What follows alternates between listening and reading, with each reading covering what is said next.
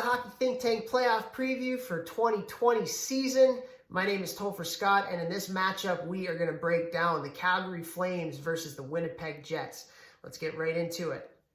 This series pits two teams against each other that came in with very, very different expectations at the beginning of the year. Calgary Flames was number 1 in the West last year coming into the playoffs before being upset by Colorado. And they've, you can argue, underachieved this year, coming in as the number 8 seed. Winnipeg losing a ton of firepower, especially on their blue line with guys like Dustin Byfuglien and Jacob Trouba.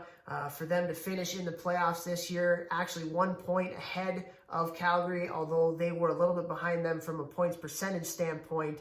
You can argue that they've overachieved this year. When you look at the statistics, Calgary, not as much offense that you probably would have expected from them this year. Middle of the pack in a lot of different categories, aside from the penalty kill that was in the top 10.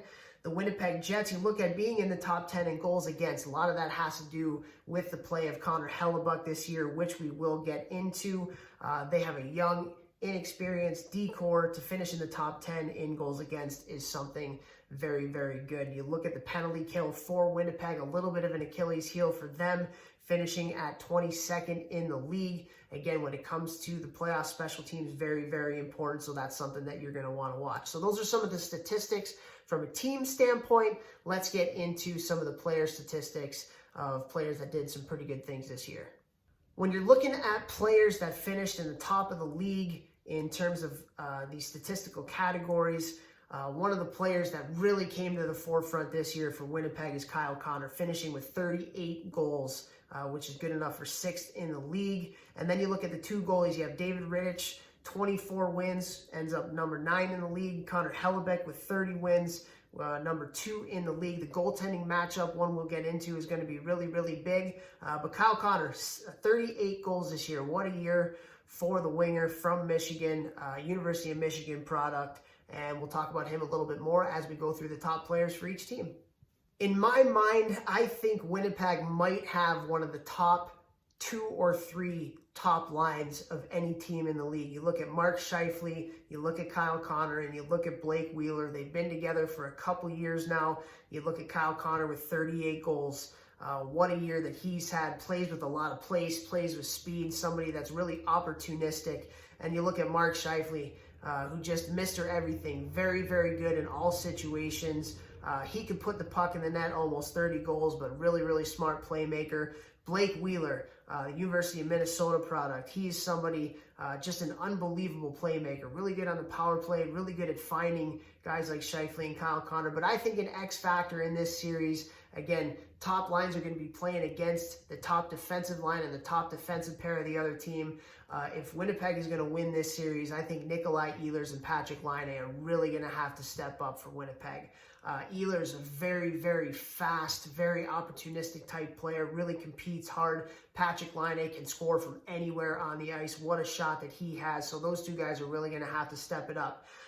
From the defensive blue line, Neil Pion coming in that Jacob Trouba trade as a young defenseman, putting up 45 points, playing the minutes that he does. He's been a really good surprise in replacing a guy like Jacob Trouba, who played a lot of minutes. But the anchor of this blue line for Winnipeg is Josh Morrissey. And Josh Morrissey is a player that his coaches absolutely love, can play in different types of situations, plays against the other team's top lines, isn't necessarily the biggest hockey player, but really smart, really good with his stick defensively. And he's going to be a player all young players should watch from a habit standpoint with the way that he plays.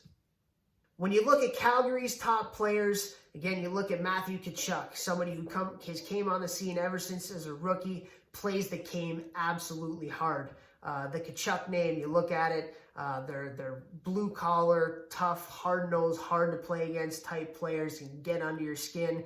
And then for him to go on and lead the team in scoring this year, just a really, really valuable player to this team. You look at Johnny Gaudreau, just very, very smart, unbelievable player, unbelievable playmaker as a smaller type player, somebody that a lot of kids can look to that don't necessarily have the size, but he's got the creativity to make him just a really, really one of the top American-born players in the game. Elias Lindholm, just somebody that coming over from Carolina can put the puck in the back of the net. You put him with some good players, and he's shown that he can score. Mark Giordano, you look at him from the back end, really anchoring. They're really going to miss Travis Hamonic, who has opted out to play of the playoffs due to the family situation. But Mark Giordano, the former Norris Trophy winner, he's going to be called on to play a lot of hard minutes, especially against that top line of Mark Scheifele, Kyle Connor, and Blake Wheeler. So he's going to be a huge, huge piece to this series if Calgary wants to win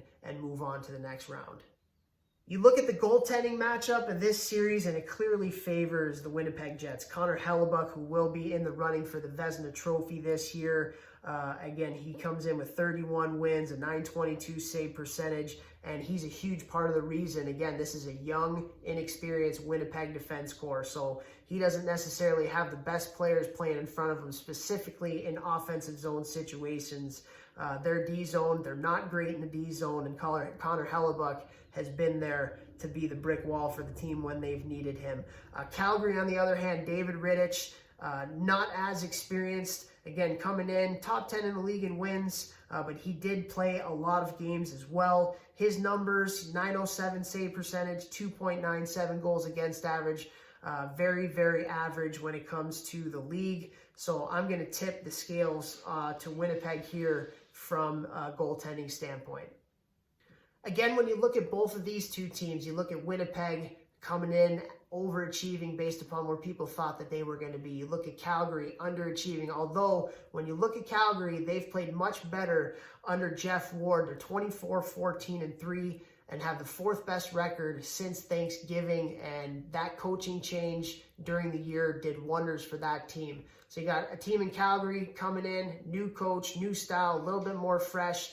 You're looking at Winnipeg, a team that's overachieved this year, a team that has the goaltending advantage. For me, I'm going to go with Winnipeg in this series.